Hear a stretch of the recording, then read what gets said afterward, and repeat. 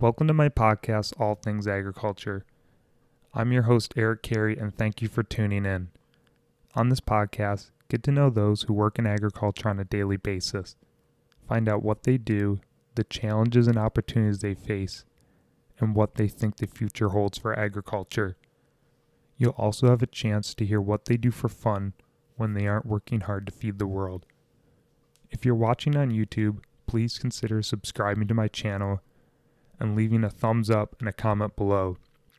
If you prefer the audio version, you can listen for free on Spotify, Google Podcasts, Apple Podcasts, Breaker, Pocket Casts, and Radio Public. And if you'd like to get into contact with me, please email me at allthingsagr@gmail.com. Thank you and enjoy the episode. All right, we're up and running. Hey everyone, how you doing? It's good to be back. It's been a hot minute, couple months. Been a mess. You could say that. Yeah, it's just so I finished in May. Took this late spring, summer into fall off. Busy with crops, you know. If you're on a farm, you know what that's like. And I've been trying to. Well, we filmed this podcast originally back in the summertime. Didn't work. Well, it worked. Video was absolutely dreadful. I didn't put it up. We said we'd reshoot it. Finally got around to reshooting it, and it's kind of been one thing after another. Equipment malfunction. Dog wasn't feeling. Brian had a dog here earlier. He just had surgery. He wasn't the most cooperative, so he's been doped up on pain meds now and hopefully falling asleep. Yeah. What did he tear a ligament or something? Yeah, in his leg. And he had a band put in. So poor guy. I don't know. He's doing pretty good. He's a giant baby, though. If you ever seen his dog, what kind of dog is it? He's a red-nosed pit. He's 85 pounds of pure muscle. The head on it like a football. Yeah. That's what I always say. He has a head like a football. Very nice dog, though. Very, very friendly. Anyway, that's irrelevant to why you're here. So, for all of you who do not know, this is Brian Streb. I guess. Hello. You got the floor, Brian. Go ahead and why don't you introduce yourself? So I'm Brian. Eric's asked me to do this podcast now a few times. Basically, I'm an HVAC tech, which is something different that Eric doesn't really. Well, he deals with it, but he's a farmer, so. Yeah, we deal with everything in some way, shape, or form. Right. Yeah, you aren't technically agriculture, right? But what you do is ingrained in agriculture and actually involves everyone who owns a home. True. Essentially. Yep. Yeah. So HVAC is actually HVAC-R. Stands for heating, ventilation, AC, and refrigeration. I do mostly heating and AC, very little refrigeration, and we really don't do any venting.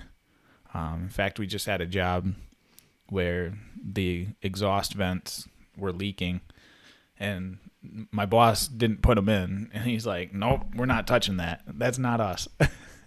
Yeah, so, is there a liability issue there if you go into a job that... if you accept a job, you kind of got to see it through to the end. So if there's problems that arise, you got to deal with those problems. If there's problems to begin with, then it's better to say no. And they can either find the original people who put it in or find a company that was willing to say yes. So. Yeah, there must be a reason they haven't called back the original contractor if they're calling you, right? Well, we're kind of like for this one company, we're kind of like the fix-it-all person. So, I mean, we do their AC and heating, but then there's other things that we've done for them that kind of go outside the realm. We've done a little bit of roofing for them, a little bit of drainage. Yeah, it's. Really? Yeah, this one company, they wanted to blame us for the it's like a mini mall, I guess you could call it, anyways, there's a shop in it that had a leak, and it was coming off of the ductwork. So naturally, they think we were the culprits. So we went up and looked at it.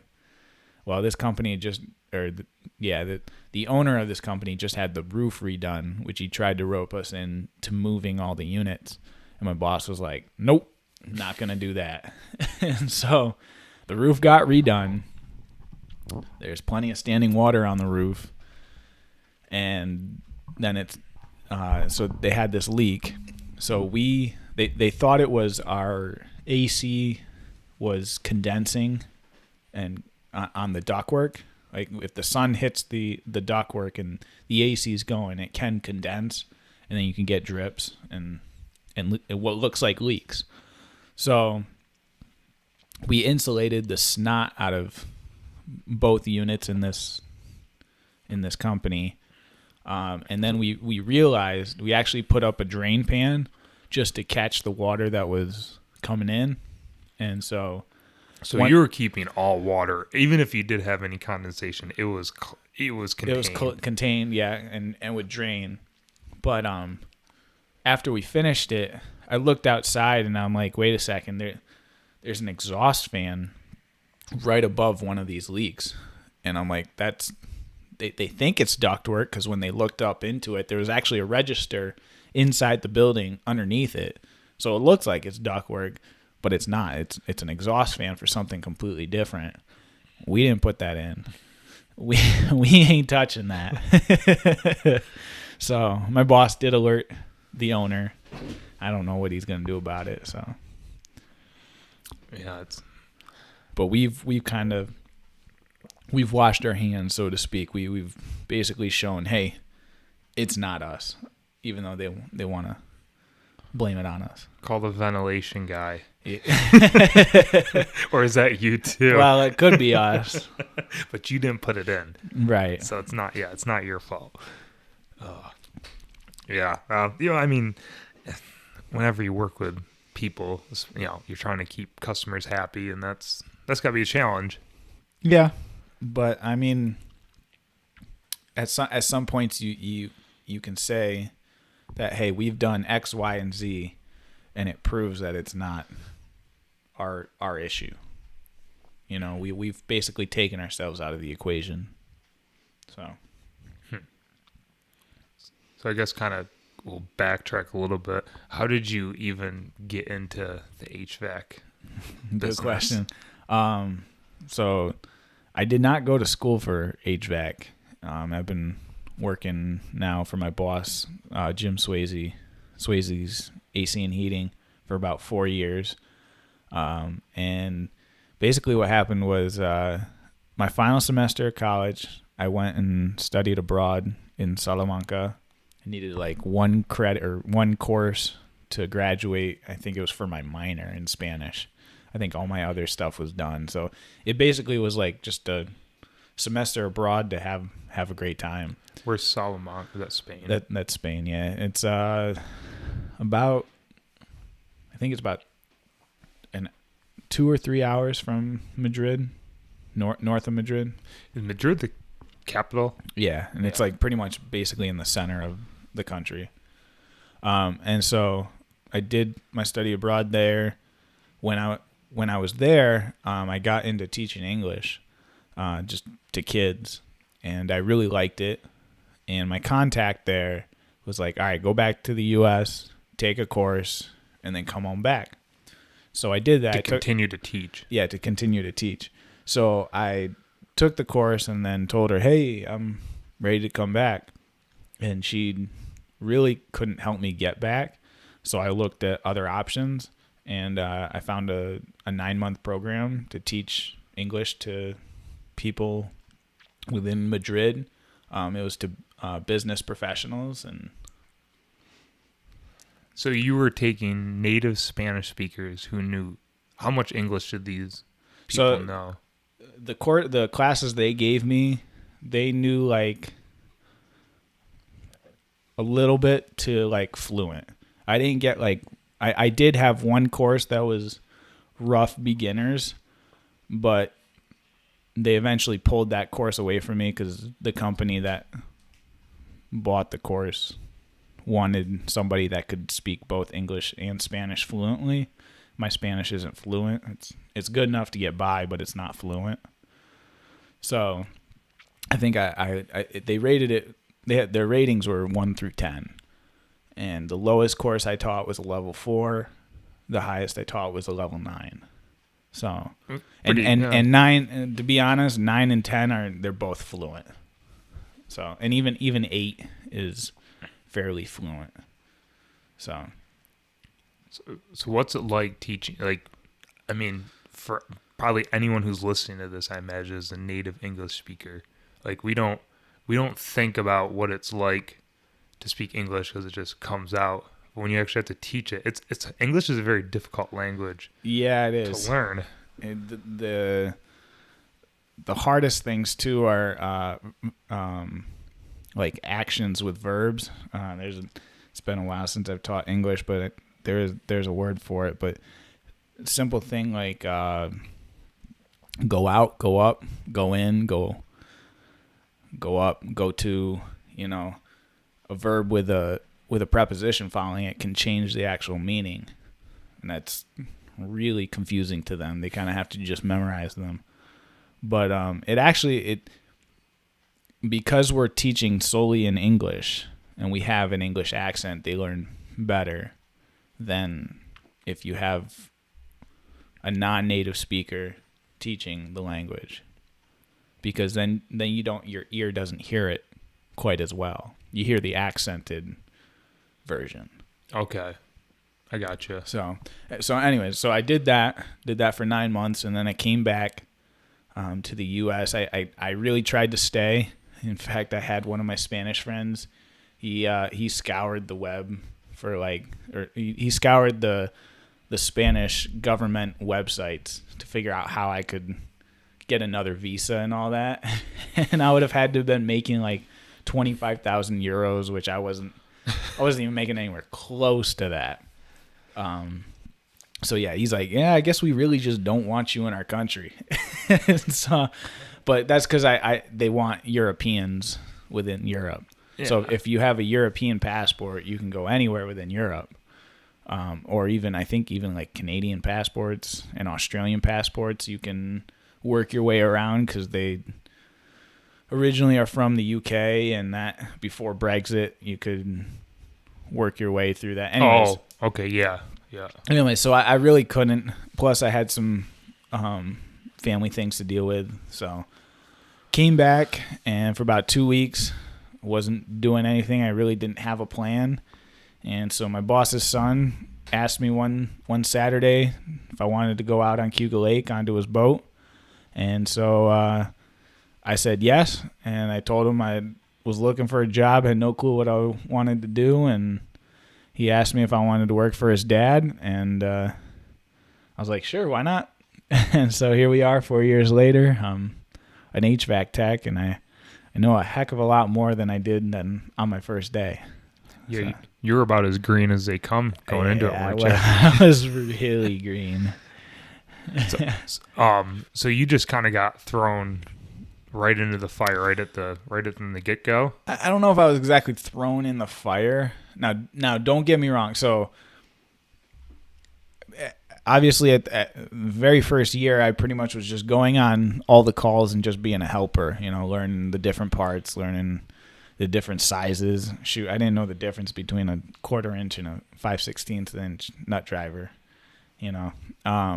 And so my boss, when he needed a part, would be like, hey, I need this part from the truck. It's located here.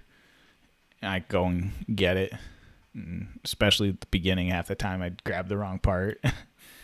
But he's a very patient man. Yeah, well, yeah. But I do remember, like, probably about a month into working, my boss and his wife went on vacation and left me on call.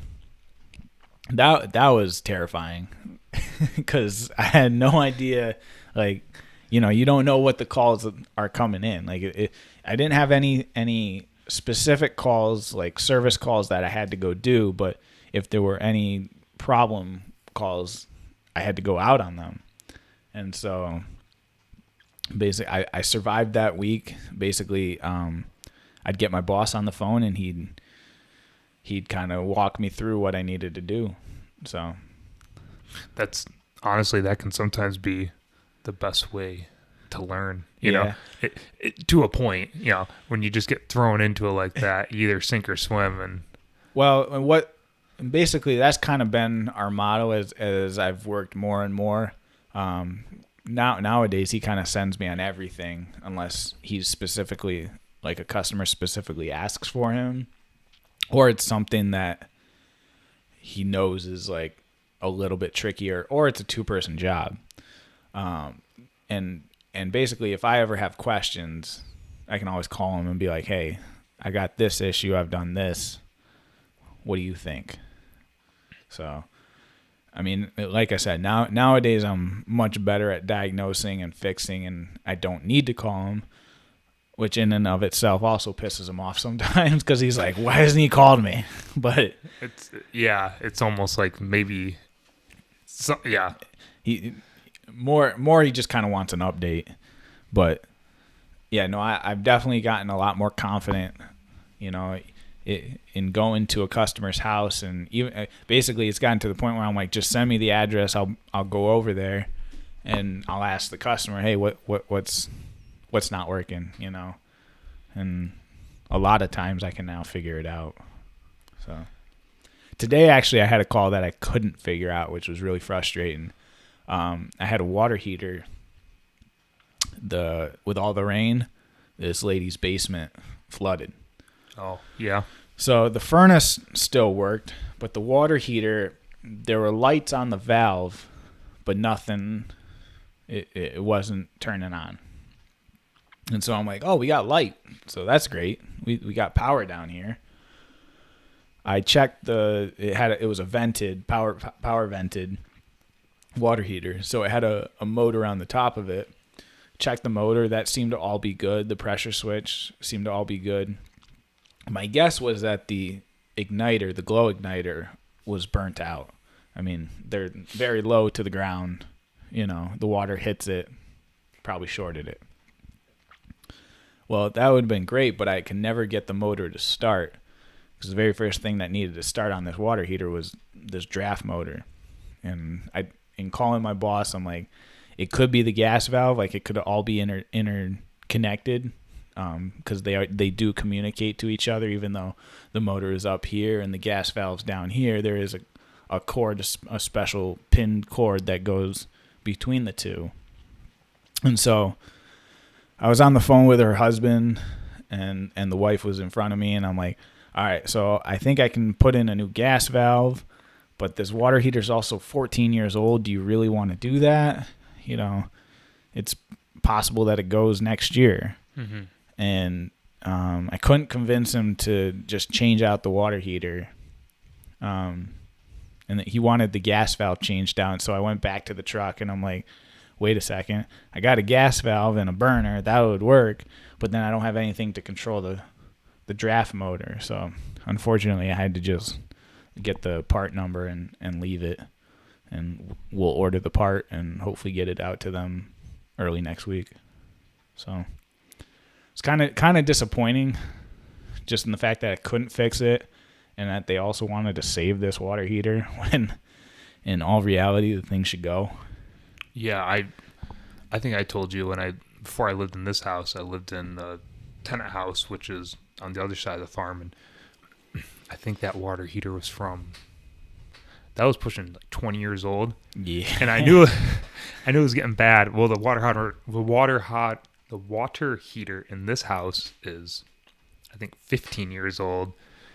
And when I lived at the other house, I'd take a shower, and after about 5 minutes, usually the hot water was gone. It was turning to lukewarm. So long story short, we ended up taking the water heater out. And as they were pulling the water heater up the stairs of the basement, we were moving it out. The actual floor, the bottom of the hot water heater just blew open. And did it spill a bunch of sandy water everywhere? Yeah, they lost some stuff, but it was, nothing major. Yeah, it was full of calcium and you name it. Which I'm sure this water heater that I was working on is full of, because I doubt that they had ever flushed it, because there was no drains in this basement. So. Oh, yeah. Yeah, because the old house I lived in, you could flush it, and there was an old hand-dug well where you could just run a hose to it. We didn't use it anymore. Right. And you could dump water down into it. It's kind of funny. I have a relative who used to live there, and an aunt, and she said the best tasting water was that hand-dug well. The thing is it's wide open on top, so any sort of rat or critter that ever wanted to, that God put on this earth could just walk over and fall into the thing and die. Yeah. So you're more likely than not just like drinking the brew of dead bugs. Was it like a cistern kind of thing? No, it was hand dug in the ground. Oh, wow. In the bottom of the basement. And my dad, so when they shut that down, they actually drilled one outside. They took boards and it's all covered up, but there's still a gap, so you can take like a hose and you can drain whatever you need to. Now the house I live in now, this one, there's a sump pump down there, so you can drain it. And speaking of that, I got a little bit of water in my basement from the rain we got, and not much, but there is a little bit of water. I ought to get that pumped out. It would sit and evaporate, but there's a sump pump there. Might as well use it. So right. It's just a matter of opening the window and getting the hose out and having someone hold the hose so the hose doesn't blast back in. Yep. So, but put a rock on it. Yeah, but that, or I just had to get more of the hose out the window. It was when I went down and saw it the other day, it was still raining. I'm like, oh, I'll just do it now. Gotcha. And I was kind of like, had to get back to the farm, and I'm like, screw it, I'll just do it some other time. Of course, it's been like a day now, and I forget about it, but I gotta write it down, get it done. So if you're a homeowner, for in terms of maintenance of hot water heaters and stuff like what's a good way to keep your equipment? So hot water heaters definitely need to be flushed at least once a year, probably even twice a year is a good thing. What do you mean by flush? So there's a little drain at the base of them. You hook up a hose to it and literally just turn on that drain. Don't touch anything else. Let the water pressure, the incoming water pressure, basically push out the sediment. Especially with city water too. City water tends to have a lot of sediment. That's really what takes out water heaters, is they collect sediment, and then the burner underneath isn't really heating the water, it's heating the sediment, and it creates hot spots, and eventually it pops. So traps. Is it like trap heat, or like what is it? Well, the sediment will trap the heat. Yeah, okay. Basically, you got the burner, and then the sediment's right on the bottom, and it collects and collects and collects. So the burner's burning the bottom of the tank, but the heat isn't going into the water, it's going into the bottom of the tank, and eventually that's going to burn out. So it's not really heating the water. Okay. Yeah, and it corrodes and it rusts, and yeah. Yep. Why would city water have more sediment? I think it's due to the pressures that they have too. It's just something I've noticed that city water has quite a bit, like Ithaca city water has quite a bit of sediment in it. Or just minerals in general. Compared to just a regular well water. I mean, well water has plenty of sediment too, but even more, you're saying. I've just noticed it. I think it's city of Ithaca. Okay. Anecdotally, you've noticed that. Yeah. Okay. That's just, I find that but surprising. you also lose water heaters too on city water because of the pressure being higher. So if you don't have like a house regulator and you've got the city water, which normally is pumping into a house at about 80 psi or higher, that going into a water tank will take them out 5 to 10 years. Just that constant pressure. So you have to do like if you could get a regulator and drop the pressure down. There's a couple things. One is to either put in a house regulator, which isn't a bad idea in general.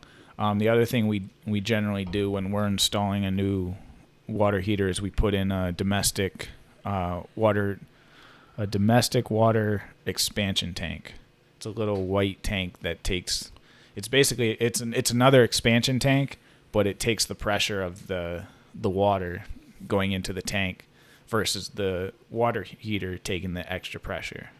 So if there's changes in it, the surges, the tank takes that. because there's a bladder in it, can expand and contract. Okay. Versus the actual water tank, so that if that expansion tank goes, that's a $50 part. You can replace that.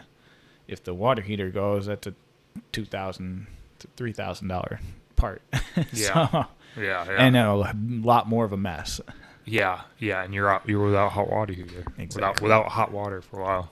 So, in terms of furnaces, those should be cleaned once a year, especially your oil furnaces, but also your high efficiency furnaces. Oil furnaces tend to get a lot of carbon buildup, and so the nozzles will get clogged, the filters will get packed. So it's good to keep those clean. You can kind of get away with it with oil filters. I've seen some people that haven't serviced them in forever. Somebody sitting across from me. Okay. I was waiting for that to come up.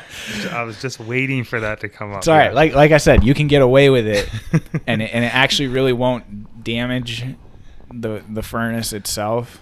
The ones that actually get damaged are the high efficiency ones. If you don't keep those clean and serviced, what ends up happening is, so there's 2 heat exchangers in a high efficiency furnace. The top one's where the flame is. You see your burners burning, and that's where the heat goes. But on the bottom, there's a collection box where condensation happens.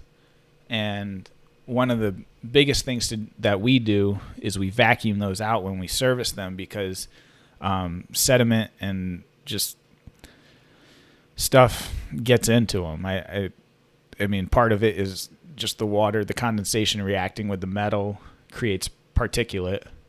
And that can plug up the secondary heat exchanger, and if it plugs up, the heat will stay inside of that, and then it'll crack.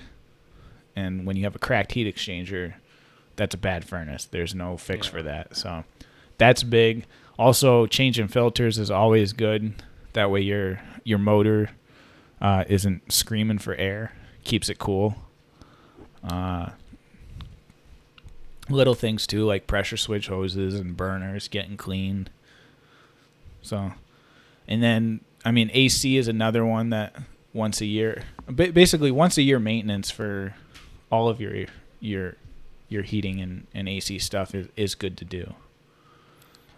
Helps with longevity. It helps with longevity, and it obviously creates a better relationship with the customer. But like, say you own something that's kind of ancient. You and I both have pretty old equipment. Old equipment isn't necessarily bad, but if you get it constantly serviced, you can start to see, okay, this part might be going, and if you call in the middle of the night, I could say, okay, I know that this part went, I keep it on the truck, or I know that part went, I'll get it ordered as soon as possible.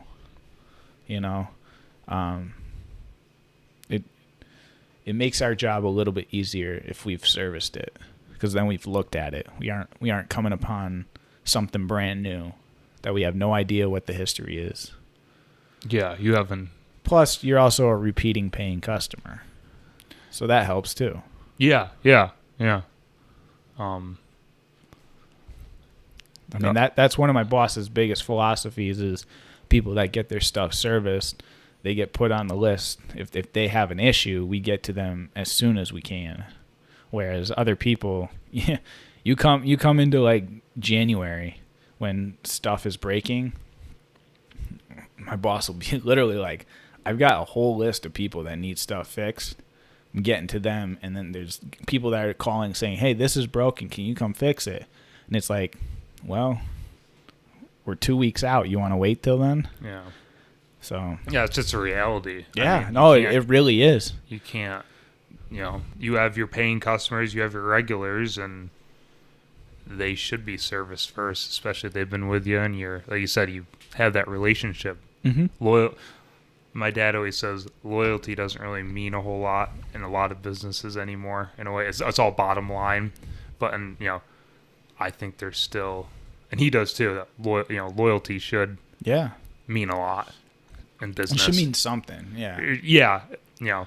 That's where I think people sometimes they might shop around for stuff just to get the lowest price. It's like, whatever. That that's fine philosophy, but it's like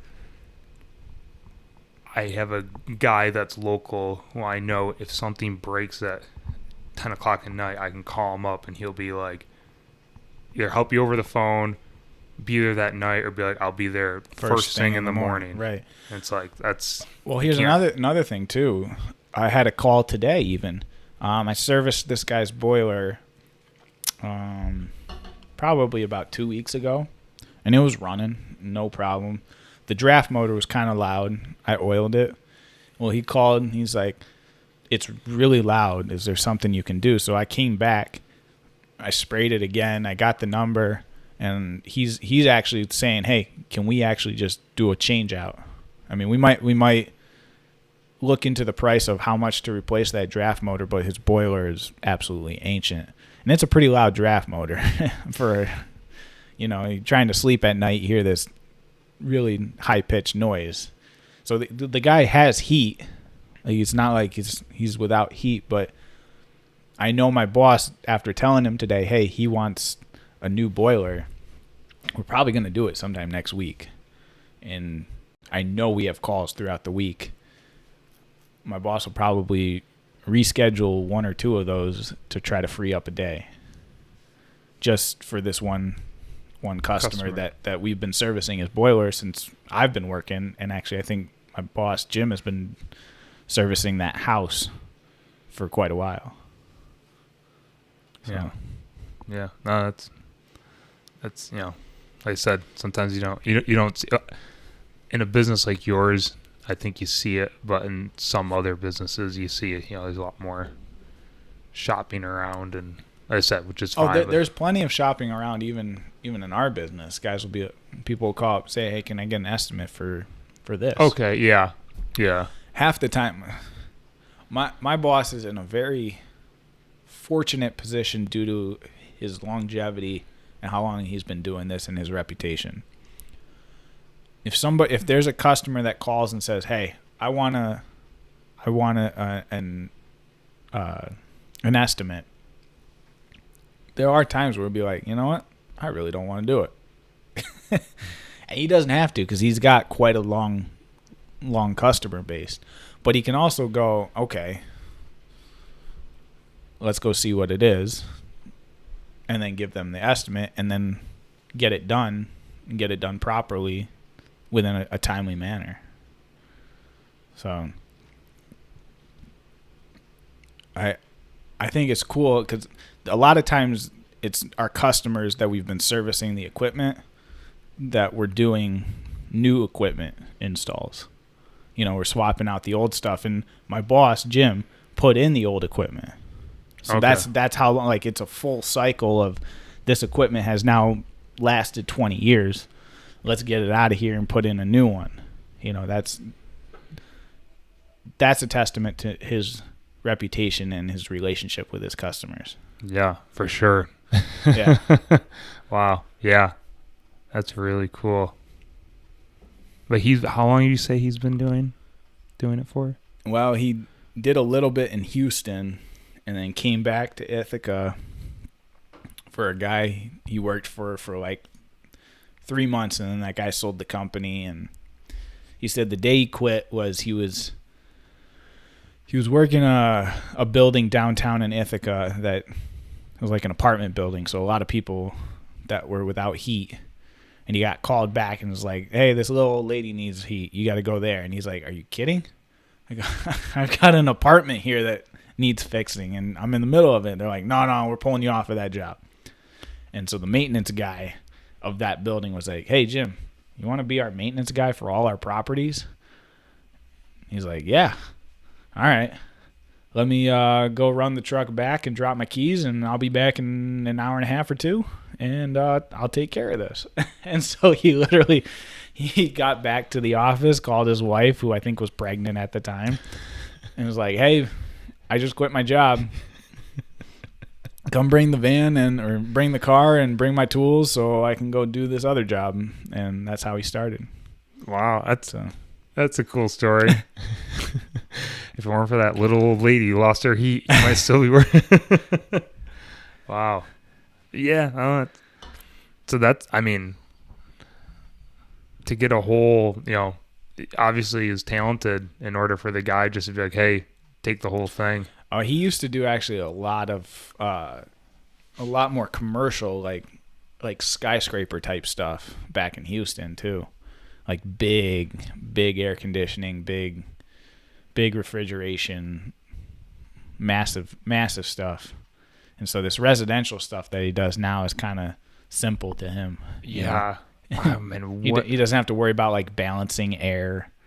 Airflow has to be right. He doesn't have to worry about like motors that are moving.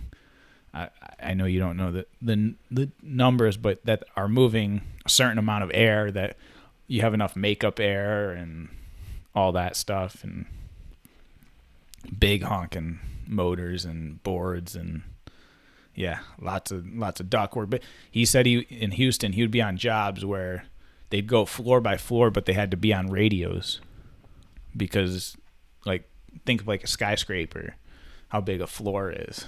It's not like you can scream to the other side of it. So it's pretty fascinating to think about. You can take a skyscraper, a big building, you can plumb it all, air, and it's pretty amazing to think about. You think of like before the World Trade Centers went down, how many stories there were, right? And they had to have water at the top. Well, I don't know the top floor, but they more likely than not had water all the way to the very top. How much pressure? The pumps and all that. Because isn't it usually what you have from what I understand, you'd pump it up so many floors, have another pressure tank, pump it up, and then I think you're right, yeah. They would have repressurize it. Yep. So that's pretty neat. Something I was going to ask you about, something I was going to ask you about the, you're talking about skyscrapers. I lost it, but it'll come back to me. But there was somewhere I was going to go about, you were talking about how your boss started out doing skyscrapers, and I'm getting old, I guess. Not really, but he actually started out doing scuba equipment. He was a scuba instructor. Really? Yeah, and then he ended up getting hooked up with guys at Carrier. They like offered him a job, and he ended up, after he worked, he also was a teacher for a little bit. He taught a tech, people trying to be techs like I am, how to install equipment and whatnot. So he's done quite a lot. Yeah. Now you're his apprentice. Yeah, I don't know about that. Learning though. You see yourself doing this long term, you think? What do you I mean, there's an opportunity for it. There's plenty of, it's not like there's not ever work. Yeah, especially as time goes on. Yeah. We'll see. It fits into the whole, welding, electrician, like truck driver, like those are, they're in high demand. Like we've talked about before, how those guys are all leaving, retiring, and there's not many people to fill those shoes. I mean, there's people who could, but they're, I don't know why people aren't doing it. Don't want to do the work. It's not as attractive as going to college. Although I think there is starting to be a boon to trade schools. People are starting to realize that college is not worth the degree that you get. And the price of admission. And the price, yeah. Yeah. You come out of college with 6 figures in debt and no job, whereas you go to a trade school and, I mean, some companies will pay you to go to trade school, or if not, you would definitely have a job coming out and are making almost 6 figures coming out. And your debt is peanuts. Yeah. It's your tools and Yep. whatever literature you need. But yeah, I mean, the tools is probably the most expensive thing you buy when it comes, which isn't cheap, but it's Right. nothing compared to a year of tuition at most Yeah. schools. Yeah. Yeah, I agree with that. There's definitely more trade school getting. I think there's more people going to trade school. People are starting to realize that. I think they should be funding BOCES and all that to the nth degree, because that's really where I wish they did. Money. The Tompkins County one really doesn't have a heck of a lot. It's got a welding program, but that thing fills up. As soon as that class opens up, it fills up. The Syracuse one is very good. That one's got auto techs, HVAC techs, welding. There's quite a few trades. They do a little bit of electrical. So there's a lot more opportunity in the Syracuse BOCES. Ithaca doesn't have. No, they got a beauty school and a driver's course and welding. Oh, I've when we were looked in it up. high school, it was auto, heavy equipment, electric. Those are all gone. Carpentry. Wow, they were really there back in high school? Yeah, because Groton, at least. I wonder if those are student-led. Oh, those I'm are talking the about like student. adult education. Oh, okay. Yeah, we're talking two different things. Yeah, I know. Yeah, I don't know. Students, they have all those. I'm not sure if they used to have the adult classes for those or not.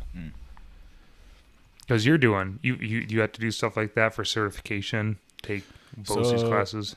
The certifications I've done, the only one I've done is the universal refrigerant, so I can buy refrigerant legally.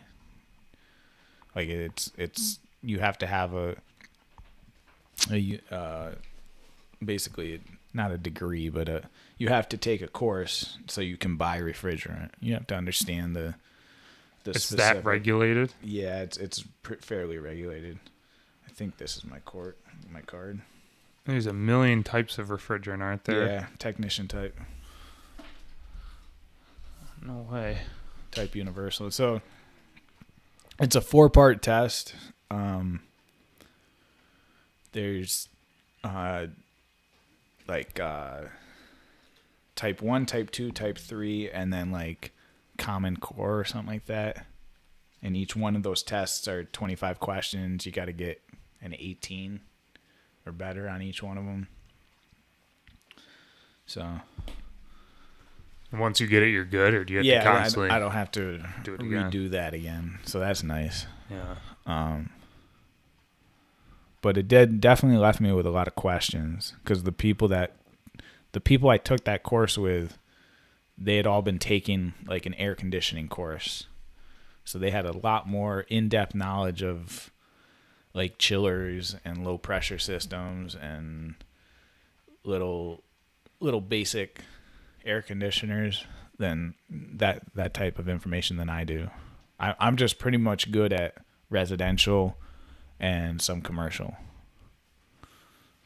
So you didn't take any course with it. You just went and did the certification and just show. And these people had been taking a class. It was and basically, all that. Yeah. There were technically two classes where they went over information, but it was pretty much I just studied for the test and then took it.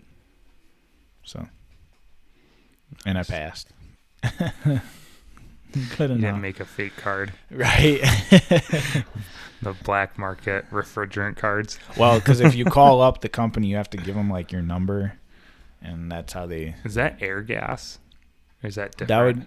Do they do air gas is technically different. That's not refrigerant. Air gas is like oxygen, acetylene, nitrogen. Those aren't refrigerants. Well, I didn't know if they handled refrigerants as well. We don't get our refrigerants from them, and Okay. I don't think that's where I don't think you can buy refrigerants from air gas. Okay, I had no idea. That was just a But shot in the we dark. do use them for our nitrogen, oxygen, and acetylene. Okay. So oxygen acetylene torch, we use that for AC, brazing copper pipes because they're under pressures of 100 pounds to 400 pounds, especially the liquid line can get up to 400. It can even get higher. Yours are probably on your farm equipment are probably even higher than that, because they're using a propane refrigerant. So anyway, so we use that, and then when we finish a system, we've got it like all piped together. You have to pressure test it, and you pressure test it with nitrogen because it's inert. So that's the only gas that you can release into the atmosphere without penalty. You can no longer just like release any type of refrigerant into the atmosphere. That if you get caught doing that, you can get fined pretty hefty. Yeah.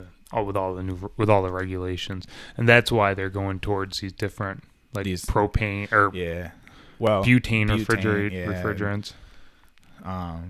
CO2, ammonia.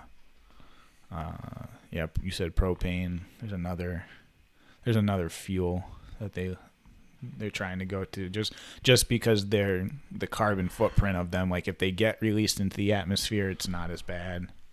So no refrigerants now anymore hurt the ozone that are allowed on the market that are made.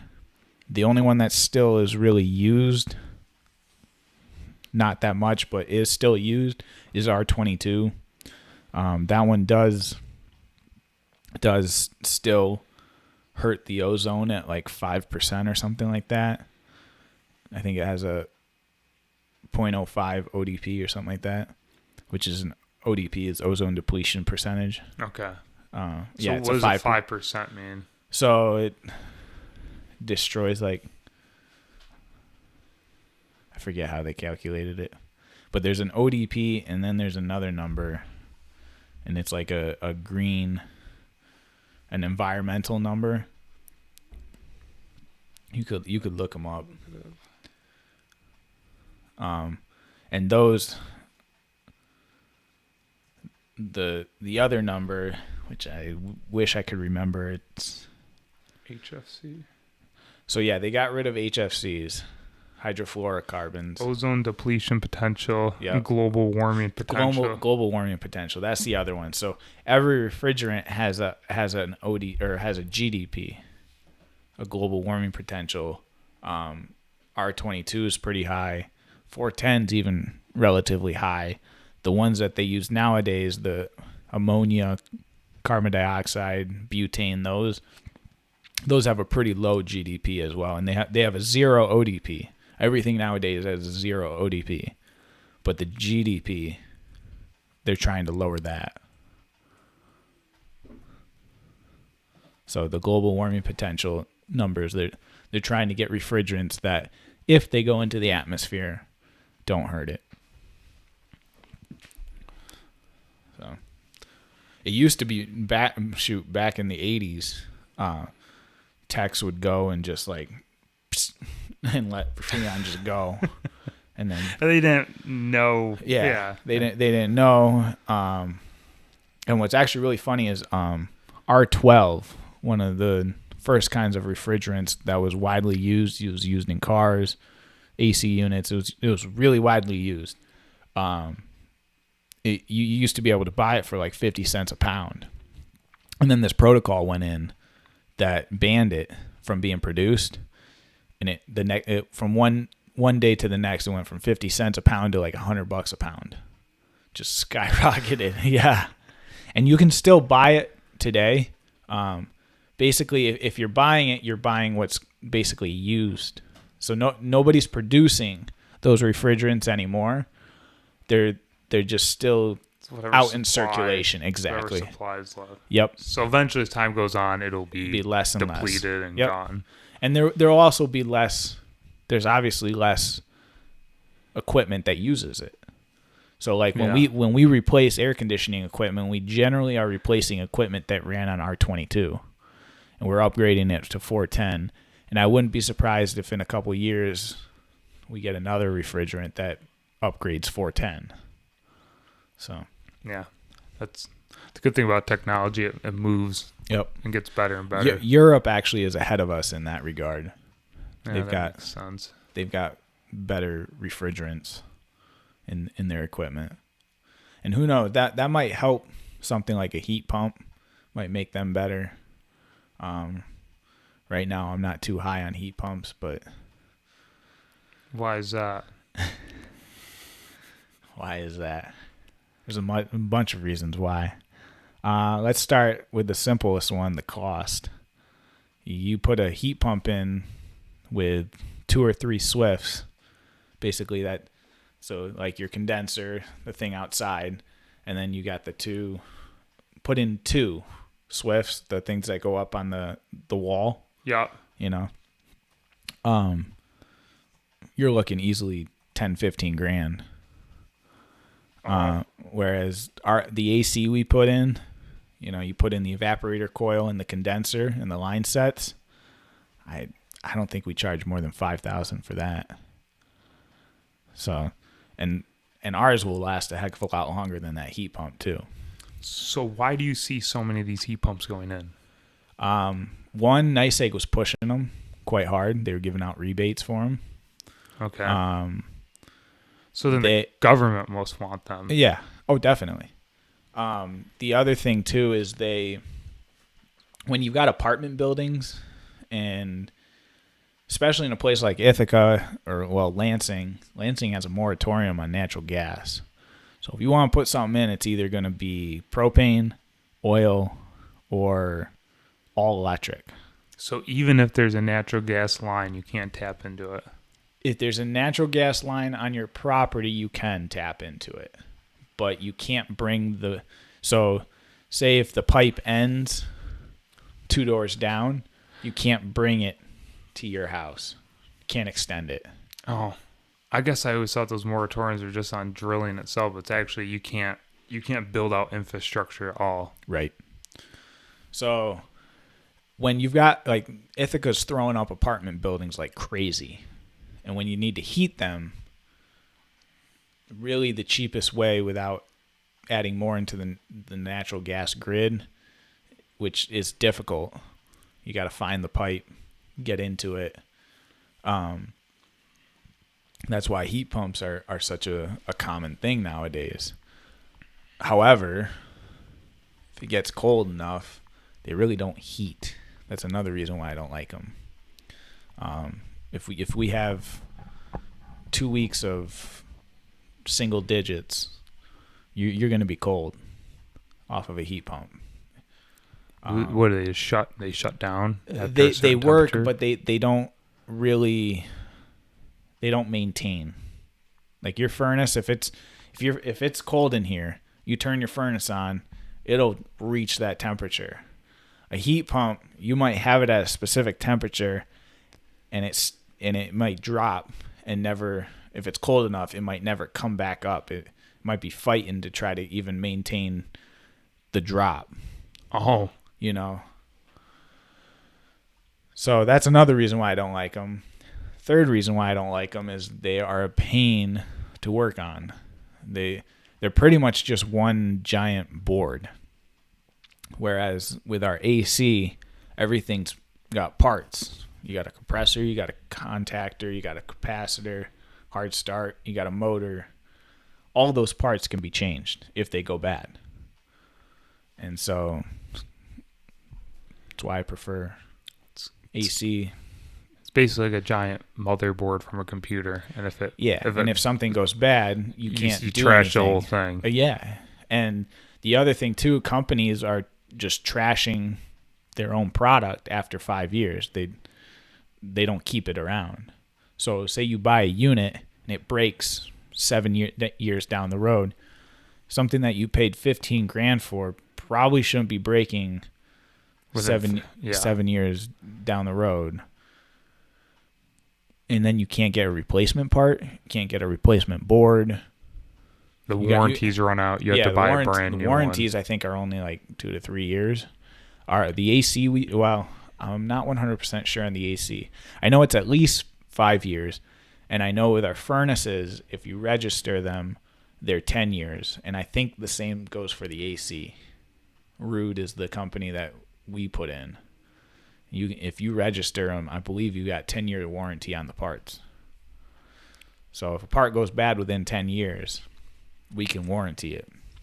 Now, you'll pay the labor of us putting it in, but you aren't replacing the whole thing. You aren't replacing the whole thing, and you aren't paying for the part, which parts these days can be expensive. Yeah, especially as of recent. Yep. So and then, well, you've always said how it's more of you're putting more electric draw from the grid. The grid, well, I mean, we've kind of seen it in our lifetime. The grid, what powers the grid is shrinking, and more is being added to the grid. So at some point that can't work. When you've got less supply and more demand, at some point there's a breaking point. Even if, I'll play devil's advocate, even if those heat pumps are more efficient, let's say they already have some sort of electrical unit and they're replacing it with a heat pump that's more efficient, is there too many units that are going in that are replacing? Right. There's more units being added to the grid. Okay. I mean, just look at Ithaca, for instance. How many apartment buildings have been built in the last 5 to 10 years? A lot. You know, they keep, it seems like they keep throwing up apartment complexes after apartment complexes, and they aren't stopping anytime soon. Mm-hmm. And all of those are being run off of heat pumps. So you're adding, and Ithaca's grid is pretty old. I was going to say, how old is that grid? There are some lines in that go back to like the 30s. And so, again, yeah. Stuff breaks, and it's just a matter of time. Yeah, it really is. Generators are actually all the rage nowadays. Well, yeah, I just told you. I tell you, we just bought a standby generator. Yep. My cousin, is an electrician. We spoke to him about what we should get, and he sized us up one. He located one, and we went and got it, and they aren't cheap, but no, but they give you a lot of peace of mind. Yeah, you kind of see, like you said, you put two and two together. There's less supply, there's more demand. You can only do that for so long. There's going to be a point where there's a breaking point at some point. Look at California. Yep. I mean, and I hope it doesn't. Maybe it won't come to that, and I hope it doesn't. And if we don't have to use it a lot, that's great. But if we do, I'm going to be glad we have a working one and not trying to go buy one when everyone else is trying to buy one. I will say you are kind of fortunate in the fact that Groton has its own substation, has its own electricity. But I mean, in our lifetime, I've seen Milliken get shut down. It wasn't Milliken when it got shut down, but we call it Milliken. Yeah. That powered, a lot of that power went to New York City. What we didn't use. NYSEG has cut back on its workforce. They used to have a whole crew of line guys. I think they have 2 that are on duty. So those guys are constantly busy. There was another generator in Somerset, somewhere else in New York that's been shut down. So like you said, you put 2 and 2 together, where is this extra power coming from? There's a lot of solar going up, but there's not. A ton of you aren't solar. going to be able to make up. I don't believe you'll be able to make up for what we're not losing. Going to. And I mean, Ithaca's like the second cloudiest area in the country, behind Seattle. I know that's what I always find so ironic. It's like I have no issue with solar if you put it in the right place. Like in the Southwest where it's desert, right. and it's sunny for 330 days a year, knock yourself out. In New York, where Central New York, prime farmland, and it's cloudy from October till May. Right. I mean, just my opinion, doesn't make a lot of sense. But there's a lot of money in that. There is. We just got the other day a letter in the mail. We just throw them away. We've gotten so many of them over the years where a solar company will send us a Google Maps image of basically all the land surrounding the main farm. There's like 300 acres. It's all, nice, flat, pretty, no crazy side hills. Perfect It's like, for solar. we want to put it's 3-phase that runs down this road. And then, like you said, the substation is not far away. Mm-hmm. And so it's like, oh, man, we want all this. And it's just like, we get them stopping in all the time. And it's just like, no, thank you, guys. You know, but the thing is when a farmer wants to retire, and if he doesn't have anyone to take over the farm for him, it's a great option. Yeah, and you can't fault someone if financially they need to do it. Right. I'm sure they want to keep it in farmland, but if you got some guy who doesn't have much of retirement and he has a smaller farm, and he's like, hey, I can do solar and I can be set for the rest of my life. You can't fault the guy. I totally agree. At the same time, it crushes you. It's like, man, it's perfect good farmland, but that's a whole nother story for.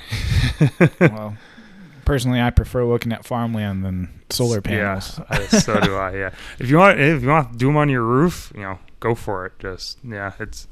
I always kind of chuckle when I drive down 13. I see these array of solar panels and there's 2 feet of snow on them. I'm like, where's the guys out there shoveling the snow off?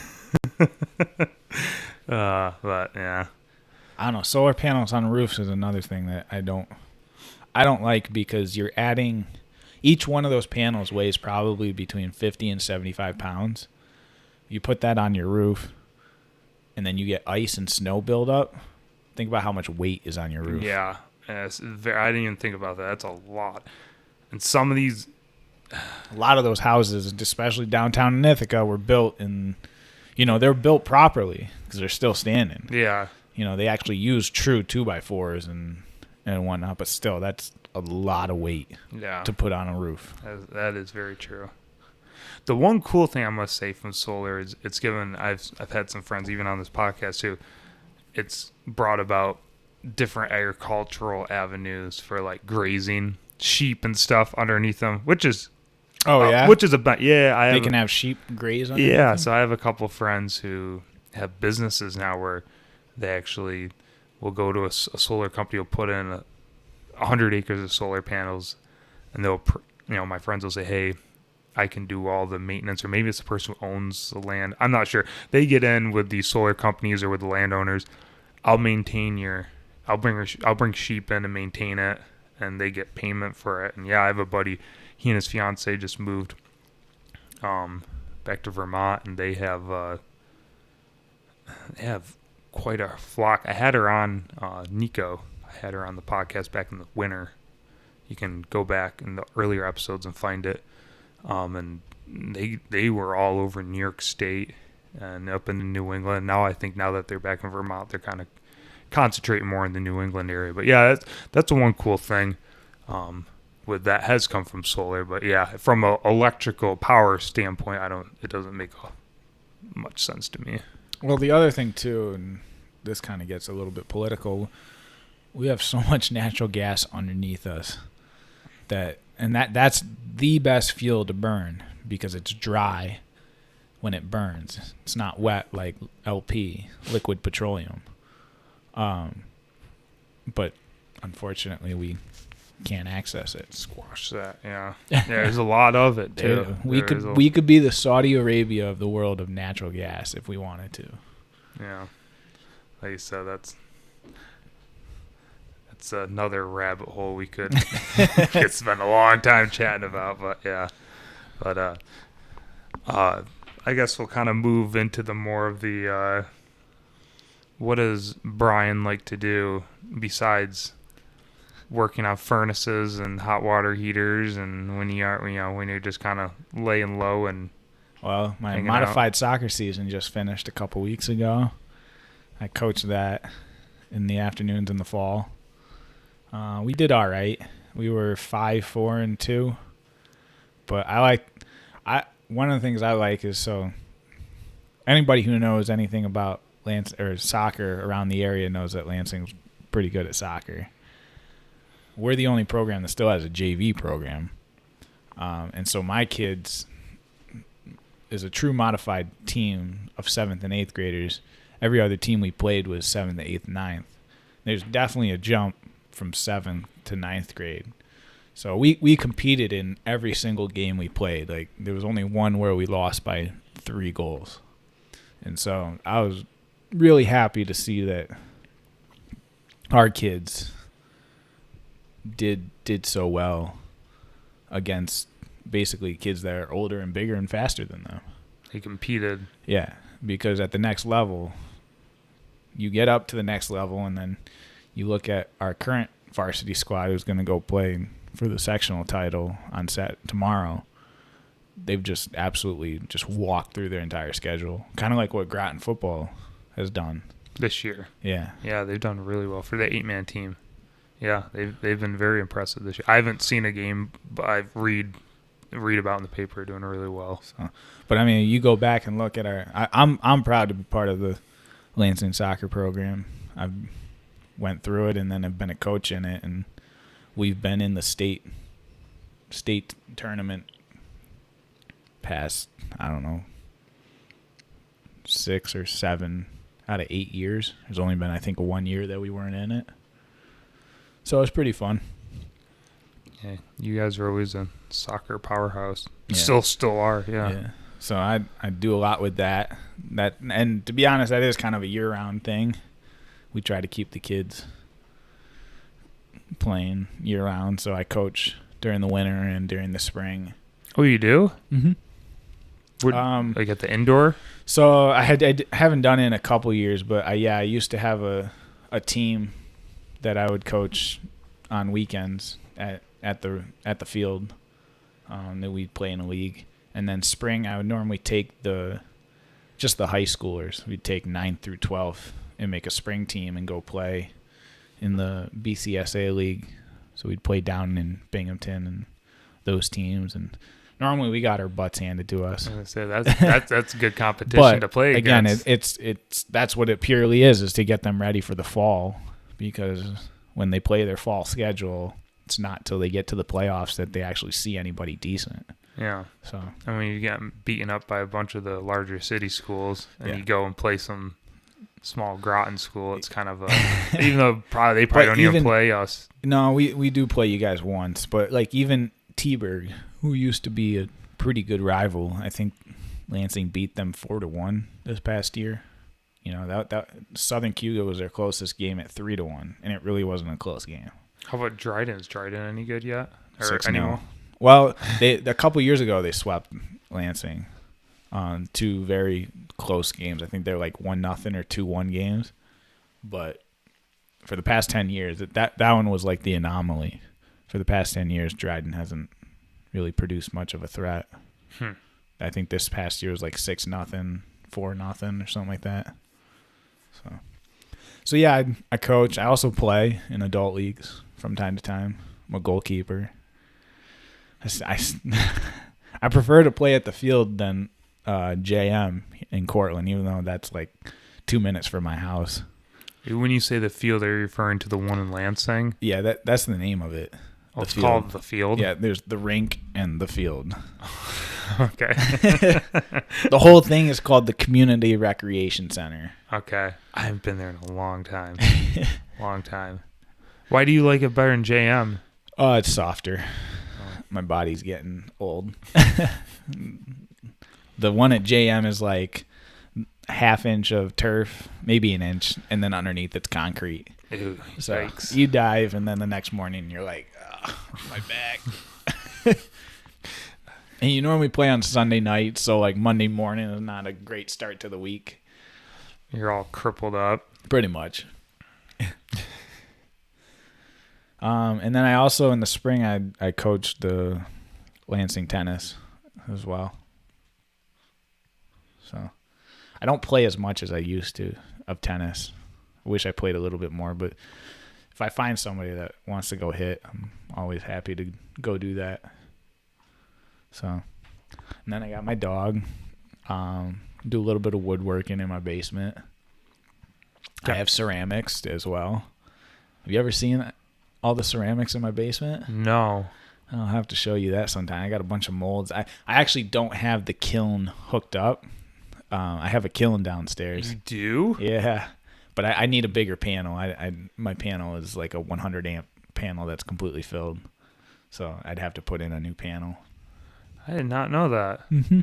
Huh. Yeah, I'll have to check that out. The only time I was down there in your basement was helping you take pipe out that you had replaced. Oh yeah. That was, I guess we never really. You just went down there, grabbed the pipe, and load on my truck. I think it was your water heater. water heater, all that. Well, then, you got your car too. Can't forget about your car. What is that? It's a 19. Let's see. Hold on. What is that? A 73? Yeah. 73 Charger. Yeah. She's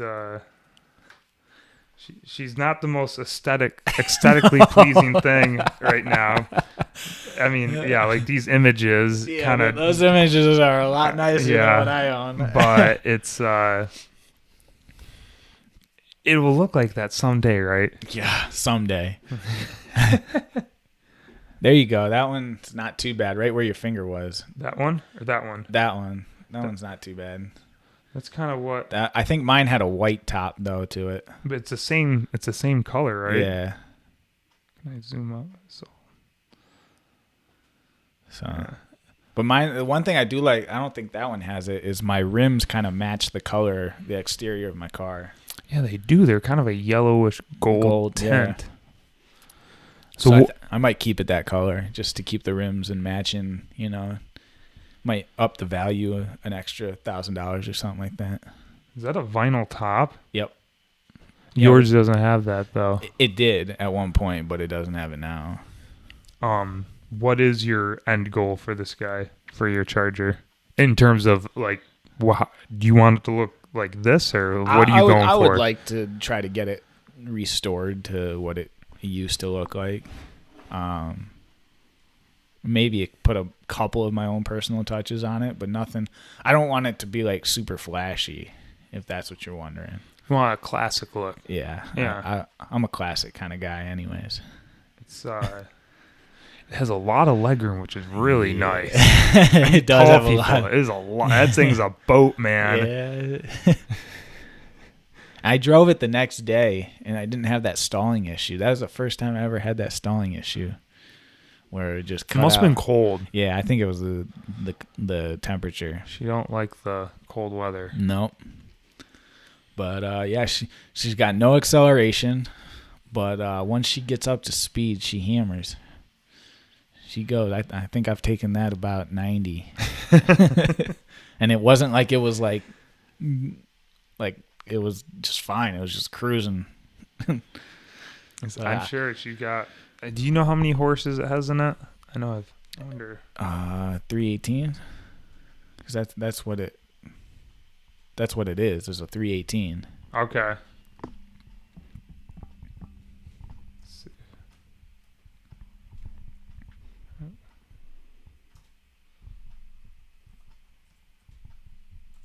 I will say I do like the black look too, but I think I might stick with the color. Let's see. 280. Is that what a 318 is? 1973 Dodge Charger SE 440 V8. Mine's not a 440 though. Mine's an SE 318.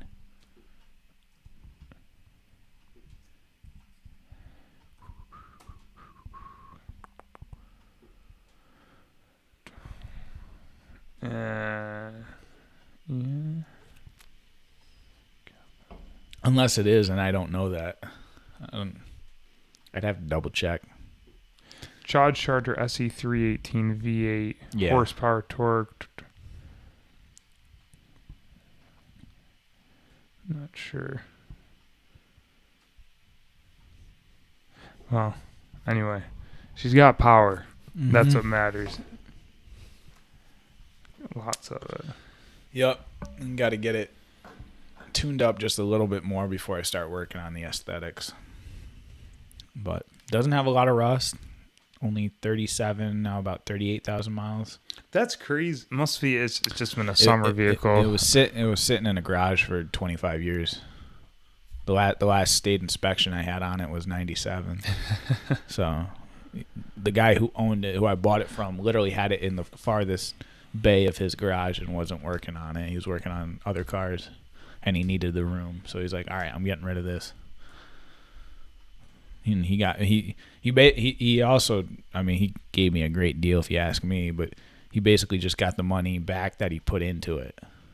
So he could have gotten it more for it if he really wanted to. He was just trying to move it and get out of his way, basically. Yep. And I was the first one to see the ad and immediately got up there and was like, all right, I'll be back tomorrow with half of the payment and then the other half the next day. And he's like, all right, I'll hold it for you for the end of the week, and then if you don't come back, it's up for anybody else. I was like, sure. And so I came back the next day, and then I actually didn't move it till that weekend. I called a buddy who had a truck, rented a trailer from U-Haul, and we drove it to my parents, and it sat there for 2 winters. Yeah, something like that. Before you got into a shop. Yeah. Because COVID happened. Oh. That didn't help. Of course. Yeah. But I bit the bullet, got it fixed, and yeah, she's fun to drive. You'll have to be putting her away here pretty soon, though. Yeah. I put the stabilizer into the fuel. Wait.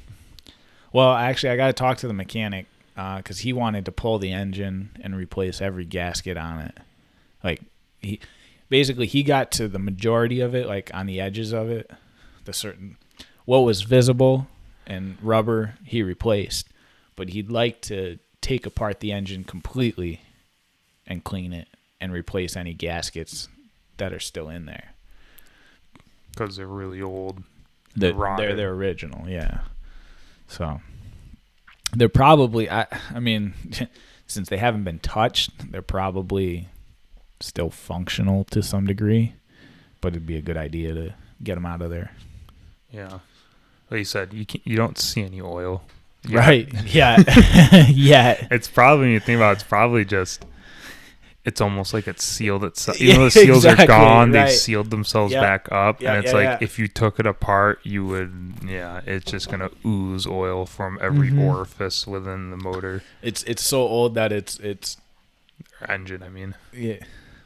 It's so old, though, that it has its own seal. Yeah. Probably. Yeah. It's resealed itself. But you're right. If you took it apart and put it back together, it would leak. Yeah.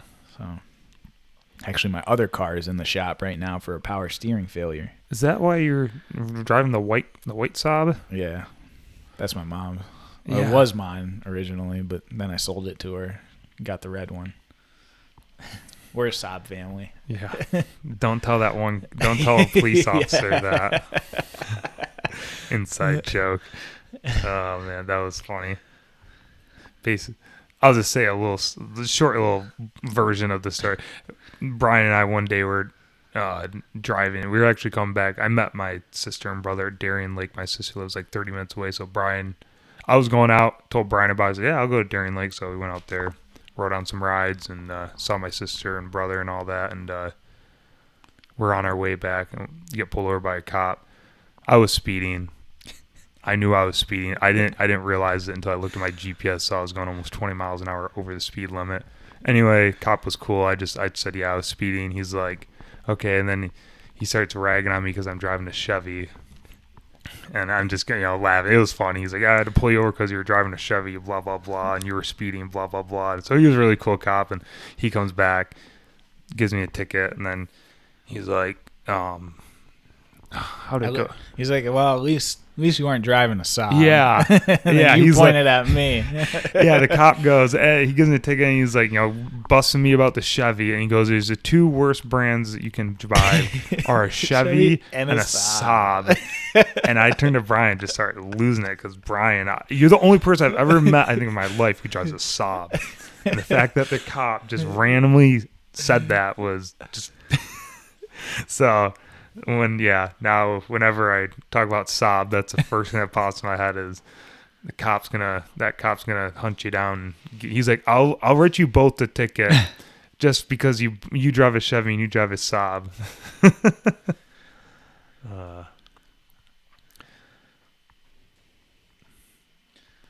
Anyway,